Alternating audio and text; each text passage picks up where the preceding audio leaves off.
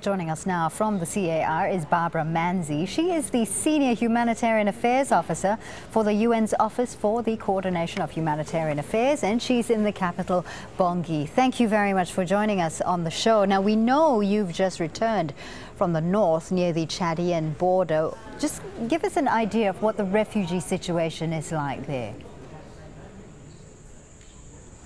Well, we have quite a lot of people that have fled from different parts of the country, and they try to get to places where they feel safe, hence closer to the border, or rather across the border as well, with Chad, with Cameroon and other countries here.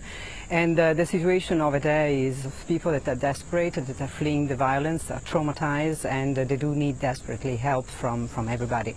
Unfortunately, the situation is such that with the resources that we have at the moment and capacity we have at the moment and the level of violence as well towards the humanitarian actors, the ability that we have to help them out is extremely limited. But we're trying our best, and that's not enough, unfortunately. Now, Barbara, the United Nations deliberating the deployment of more troops to the CAR. Just how do you think more troops will actually help alleviate the tensions on the ground? Could they? Well, it's important that there is enough stability on the ground, and all of us need to work together. This is the troops as much as the international community, but most importantly the government and the parties to the conflict. All of us have a role to play, the civilians as well have a role to play.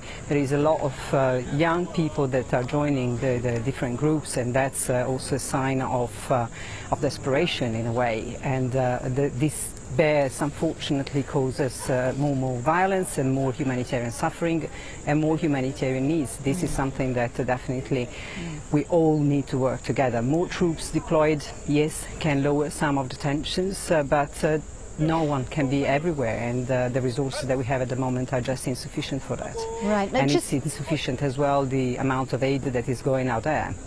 Just shed some light on this issue for us. There are those who say that this is an ethnic religious conflict. Others say it's a political problem. In your opinion, which do you think it is, and what would be the best solution?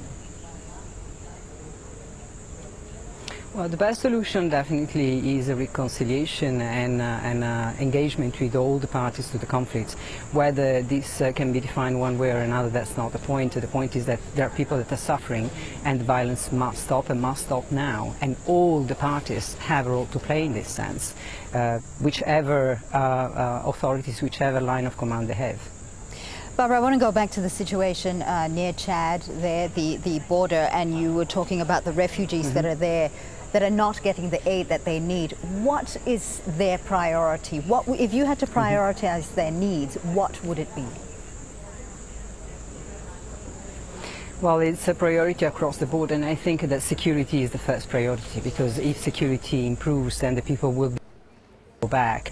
Definitely they need food, they need medical attention, they need shelter, they need water and sanitation, they need the non-food items. The rains are coming.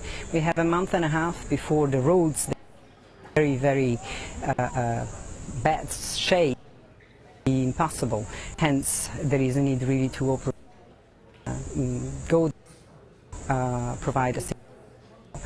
We don't have also enough resources to do that. The amount are receiving, the capacity to operate is curtailed also by the fact that a lot of Barbara, we seem to be having some technical problems in terms of trying to get your audio through. Thank you so much, though, for joining us. It's Barbara Manzi there, the Senior Humanitarian Affairs Officer for the UN's Office for the Coordination of Humanitarian Affairs.